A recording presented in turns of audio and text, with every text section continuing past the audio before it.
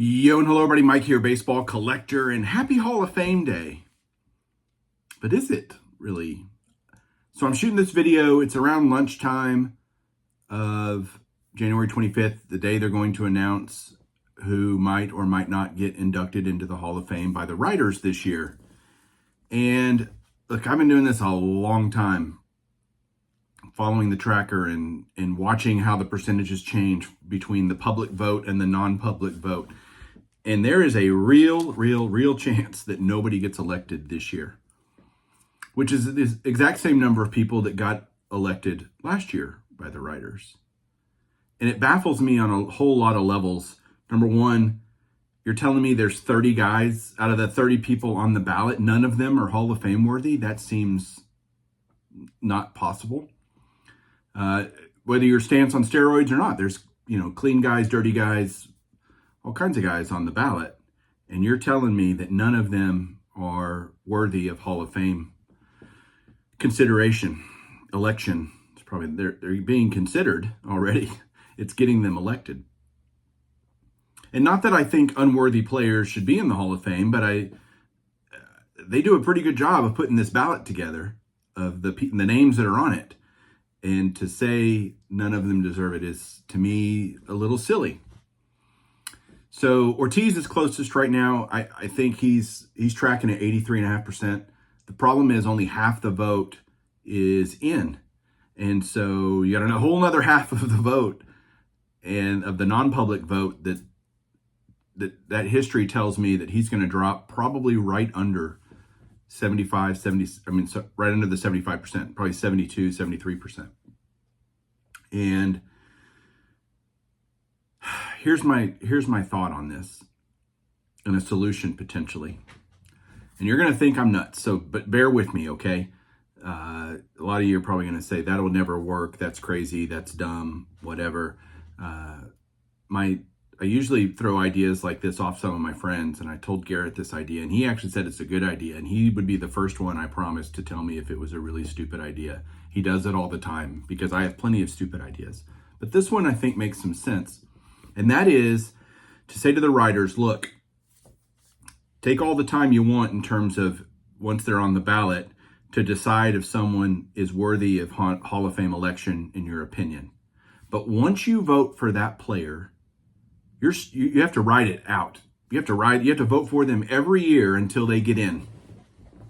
You can't renege that vote. You can't say next year, nope, not voting for so-and-so. And the reason I say that is, think about the process here.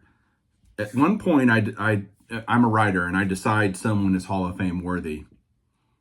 They haven't done anything different on the field to change that the next year. Nothing's different. They didn't hit any more home runs or strike anybody else out. They're the same player. And if at one point I said yes, why should I ever again get to say no? And there's that. Now, a guy like Todd Helton, you might go, like I originally said no to Todd Helton, Scott Rowland, guys like that. I can, if I later decide to add them to my ballot in year 3 or 4, well, then I have to write them out then from that point on.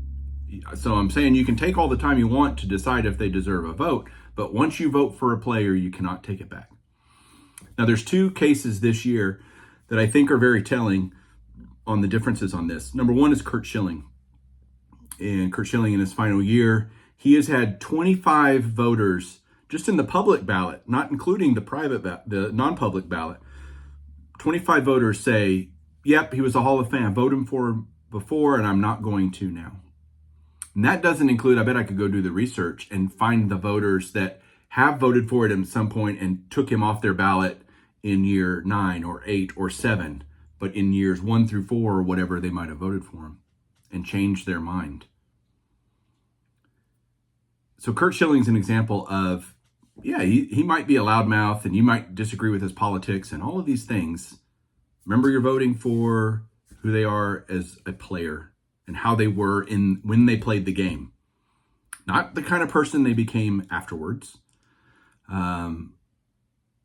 If we did that, it's like we only want perfect people in the Hall of Fame. Well, guess what? Newsflash, none of us are perfect. We are all very imperfect. And we all have flaws, character flaws, personality flaws, you name it. We're all guilty of something. None of us are perfect. You take Omar Vizquel as the other case. So you got Curt Schilling on one side, who I think if that rule was in place where once you vote, you stay voting for that person, would be in the Hall of Fame. Omar Vizquel, another one that is a totally different scenario than Curt Schilling. Omar Vizquel accused of domestic violence, which is horrendous. It's terrible. It's terrible. But again, it's based on what he did on the field as a player. Now, I wouldn't vote for Vizquel anyway. He wouldn't have been on my ballot. But if I did decide that he was, the fact that he, might have done something horrible to his spouse, or I can't remember all the scenario of what happened or what the accusation is. Does that mean he's not a Hall of Fame player? And again, I get we have this idea, this fantasy that the Hall of Fame is just going to be full of wonderful people that are great human beings and an asset to society and all of this stuff. Guys, it just ain't true. All the Hall of Fames are chock full of people. Hell, OJ killed 2 people and he's in the Hall of Fame. They haven't taken him out. So it's funny how we think we can be the moral police of this. And you go, look, what did they do on the field? What did they do as a player?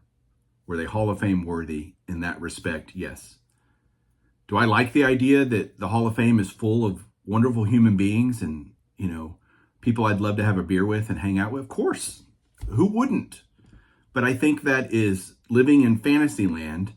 And I, for one, am going to call and get off the island, get off Fantasy Island, because that was a show back in the 80s, Fantasy Island. Yeah. What was the little guy's name? Oh, dang it. Somebody will tell me in the comments. I can't remember. Oh, man. It was Ricardo Montalban and the little guy. I just can't remember what his name was. Great show. Anyway, I'm off Fantasy Island. I'm getting off Fantasy Island because we don't live in that world. We live in a world of imperfect people. We live in a world that society just got screwed up issues. And the baseball players are not infallible. We want to think they are. So that's my idea is you vote for a guy, you stick with him.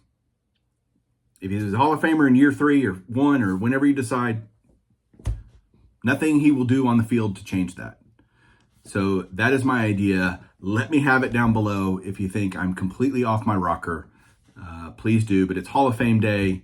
And sadly, I think we're not going to get to celebrate anyone getting in this evening when they make the announcement. And that makes me sad because the Hall of Fame is supposed to be a celebration of the accomplishments and careers of these great players that we watched and admired and all of this stuff and enjoyed.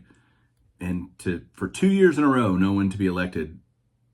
And if anyone, only one, maybe Ortiz gets elected.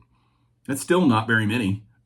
It shows you the exclusivity of the Major League Baseball Hall of Fame. People think, oh, too many people are getting in. No, they are not. No, they're not. And so that's what I think. Let me know what you guys, how you guys feel about it. Let me have it. I can take it. We'll talk to you guys soon. Keep collecting.